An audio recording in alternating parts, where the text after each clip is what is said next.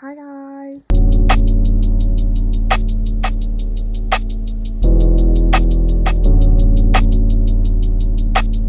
Welcome back to another video. Today I'm going to be doing my 2023 year of books I read in 2023. I love to read and I have never made like a book video just to find all my books. So I have some physical books. I also got, it's dead actually, needs to charge because I haven't used it. Anyways, this is my Kindle. I bought it this year with my hard-earned money. Anyways, I bought a Kindle, so I have Kindle Unlimited. Yeah, alrighty. Okay, guys, let's start with the first book of this year. I started off really strong, and I read Malibu Rising. This book in 2022 because I started the 29th of December, but I finished it the 1st of 2023, so January 1st. This book, I mean, it's been a year since I've read this book. So some of the parts are hazy, but the characters in this were astounding. Taylor Jenkins Reid writes amazing characters with depth, and it really kind of takes a look into like the messier pieces of people, but like in the best of ways. I like annotated this book. I quite honestly, I loved this book. I love Taylor Jenkins Reid. It's about a whole bunch of people who have a party in Malibu.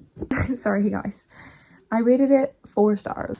Okay, the next book that I read was Behind Closed Doors. I rated this a 4 stars as well. I would probably stick with that rating, and I read this from January 1st to January 3rd, so I read this super duper fast. If you like Verity, you will love this. This is psychological thriller. This is like a book that is so messed up. You should probably look up the trigger warnings for, because it's crazy. It's basically telling you like under the scenario when you go inside someone's home and like you have dinner with them, or like just like someone who you don't know, like you don't know what goes on behind closed doors. You don't know like what their life is like when you're not there. So yeah, follows a couple and a crazy man. So yeah, you have to read it to understand. Just go look up the synopsis. You'll be hooked. I was hooked and I bought it immediately. All right, then the third book that I read that I gave 3 stars was Lock Every Door. Looking back, probably give this book like a 2.5 just because it's not really, there was so much built up here. I love Riley Sager. I love him. Like, he writes good books, and like I was hooked. But like when I finished, like I guessed, and then when I finished, I was just kind of like, like I wish there was more to it because it's such a cool concept. So I need to read The Paris Apartment. But this was a solid 3 stars. I guess I'll keep it there. I read it from January 3rd to January 6th. I was really going through my speedy read era. The most books I read was in January. So yeah, Lock Every Door. Good Gucci book. Gucci. Okay. The next book I read that I actually give 5 stars is Daisy Jones and the Six. I haven't watched the whole series yet. I've only watched 1 episode, so don't come after me. But I read this before the show came out. I read this from the 6th to the 10th, and this book is breathtaking. I've heard people say that you should like read it with the podcast because it's like you're actually listening to like people sit down, but like literally it's just a whole bunch of different perspectives, but it's like they're all like sitting down talking about it like years later. It's one of the strongest books I've ever read. Taylor Jenkins Reid ate this one up. This is so good. This is literally like band drama. Like, imagine a band that breaks up and you want to know every single reason why. And it has romance and it has sadness. Okay. The next book I read is Regretting You. This follows like teen pregnancy. Basically, a young mom, well, she's not young anymore. She got pregnant as a teenager, and then her daughter basically follows in her footsteps. And it's basically, yes. Wait, I don't really know if what I just said is right. Yeah, it is. But also, it's just like plot twist. Like, all I'm gonna say is I'm just like, but it was so heart touching. It was a really solid book. See, I'm doing awful at describing this book. I give this one 3 stars, and I read this from January 11th to January 12th. I think I read it really quickly. Oh, I have a whole pile of books that I hid.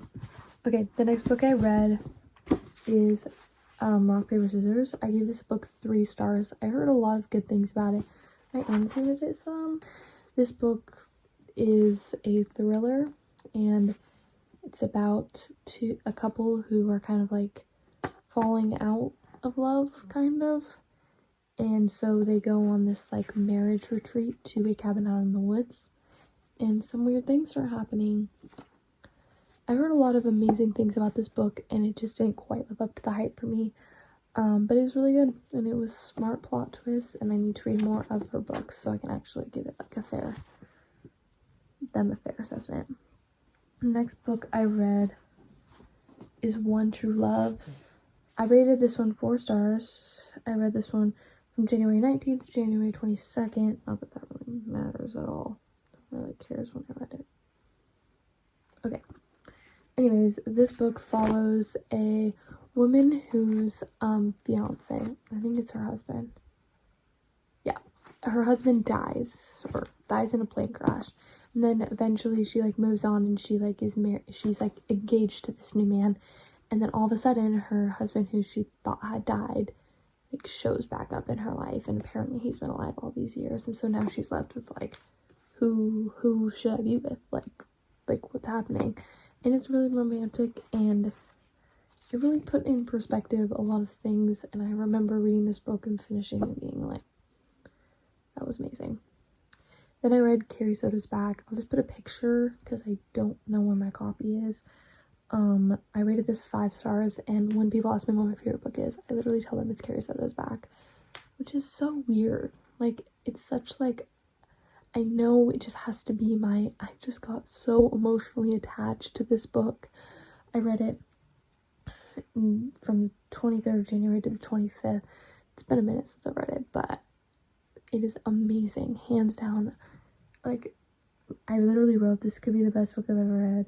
What a story, what a legacy. This whole book has blown me apart. And the messages, her relationships, and the role they played. Wish it never ended. It was heartwarming. It was heartbreaking. It was everything that I could ever want in a book. And it made me love tennis. I love tennis now because of this book. Because she literally is a genius. This story follows Carrie Soto, who was really, really amazing, like best tennis player, and then she retires, and then basically someone who's just as good as her starts rising up, and so then Carrie Soto trains and goes back so that she can uphold her like record or something, but it's a lot deeper than that. Okay, the next book I read, which I jumped on the train. Okay, I just hopped on the train. I really went in blind, and this book is so necessary, but it's not my favorite of the series. I'm on the 3rd book. Look how bad this mine is. Thorns and Roses. I give this book 4 stars. I read this from the 20th of January to the 2nd of February. So I read this pretty quickly for a Sarah J. Maas book. It was really hard to get into. My mom read it, and she loved it, and she got into it really fast. It took me so long to get into this book, but you really just have to read it to understand. It gets you hooked. I'm only on the 3rd book. Yeah. Anyways, so I read A Court of Thorns and Roses. It finished, ended on a cliffhanger. I immediately picked up A Court of Mist and Fury, which I'll show up here. I don't have it. It's lent to someone. I gave that one 4 stars, but like looking back, I'd give A Court of Mist and Fury like a 4.5, and I'd almost give A Court of Thorns and Roses like 3.5. So I definitely give A Court of Mist and Fury like 4.5. Like, that book, the romance in it, I can't spoil it, but okay. The next book I read is Final Girls by Riley Sager as well. This book I gave 3 stars. I read this. Took me 3 months to read this book. According to my goodreads. I read After I Do. I gave this one 4 stars, and I read this one on vacation, so I read it in one day pretty much. I think it might have been 2 days, but I was camping, and this book is so cute. It's definitely puts things in perspective, and I really it's about this couple who basically reaches like their like they can't be around each other, they can't stand each other, and so they take like 1 year apart, like 1 year separate, like they don't see each other, and then they meet up a year later, they meet up after the year, they meet up again to like see where they fall. I mean, it's really, really cute, but more than cute, it's very like touching. Like Taylor Jenkins Reid, I feel like I'm reading a real story. Like, I love her books. Okay, the next book I read, I'll just put it up on the screen. I read this one on my Kindle. It's Evidence of the Affair. I actually think I read this on my dad's Kindle because it was free. And so then I picked it up, and Evidence of the Affair was really intriguing. It was literally just a bunch of letters, pretty much back and forth, and it was Evidence of the Affair. It was really short, but I liked it. I'd probably give it like a 3 stars. It's also Taylor Jenkins Reid, so I can literally just read any Taylor Jenkins Reid. And then I read The Housemaid. I read the first Housemaid on my Kindle. I read it in pretty much one sitting. I get 4.5. It had me hooked start to finish. And then I said I did guess the plot twist, but it was still good. That same day, I picked up The Housemaid's Secret and I read it in one sitting. When I tell you that book, I could not put it down, and I don't know why. Like, after I finished The Housemaid, I literally just immediately on my Kindle, because they're both on Kindle Unlimited, I just immediately went and I read it, and I gave it 3 stars. So it was good. It was not as good as the first one, but it was still good, because I was just speeding through it. And then I read the fine print, The Dreamland Billionaires. I gave it 3 stars. It wasn't bad, it just was very mediocre for me. I don't really understand the hype, and I haven't picked up the next book, but I mean, it was cute. It just, I don't know, I was expecting it to be different than it was. Then by Frida McFadden, who wrote The Housemaid, I also read The Coworker, which I didn't actually rate it, but I'd probably give it like 2 stars. It was good, but it just wasn't like, it wasn't revolutionary. It was okay. Then I read Fourth Wing, which I actually did give 5 stars. Fourth Wing is the perfect fantasy book if you don't read fantasy. It's the epitome of a good fantasy that isn't a fantasy. No. Sorry guys, it's 11 o'clock and I'm sitting here trying to explain to you a book. Fourth Wing is the perfect book. If you've never read a fantasy book, pick up Fourth Wing, but here's the thing, a lot of people don't like the second book, which I haven't fully read. It's Iron Flame, but from what I've heard, it's just a little more political, which if you haven't read fantasy and you go into Fourth Wing, you'll probably like it just for the romance.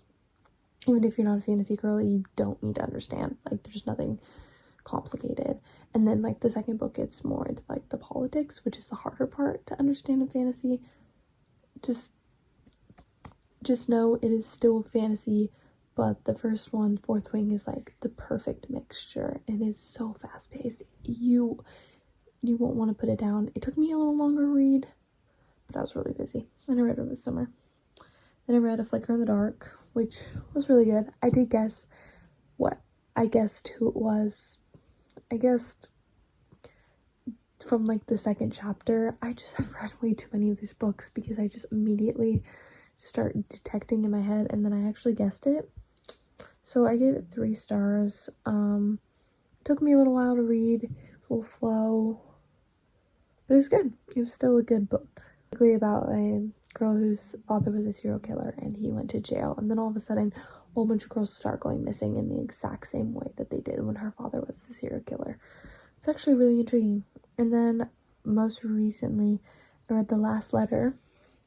I gave it 4 stars, and that's the saddest book. I've never literally bawled my eyes out over a book, and I was literally, I don't know, I was just sitting and I was just crying. Like, I was just at the kitchen table and I was just crying. I was just bawling because there's the most emotional, depressing scene. Other than that, the book was a little bit slow, but it was such a good book. It was heartwarming. The same person who wrote Fourth Wing, and I wasn't actually disappointed. Then I read The 7-Year Slip, which I'd kind of been reading before I read The Last Letter, but then I just put it down for a while. but that was the cutest romance I've read in so long, and it was just so precious. Like, that book is just like a rom-com. Like, if you sit down and read watch a rom-com on TV, that is the 7 Years Left, and I give that one 4 stars. Okay, so my goal for 2024 is to read 50 books. I don't actually know if I'll achieve it. Anyways, thank you guys so much for watching. I hope you guys enjoyed. Don't mind me not giving any synopsis. I don't know. I'll link my Goodreads down below if you want to look at all my books, my past books that I've read. And if you guys have any book recommendations, please comment them down below. Anyways, I love you guys so much. You guys have a wonderful rest of your day or evening. Bye, guys.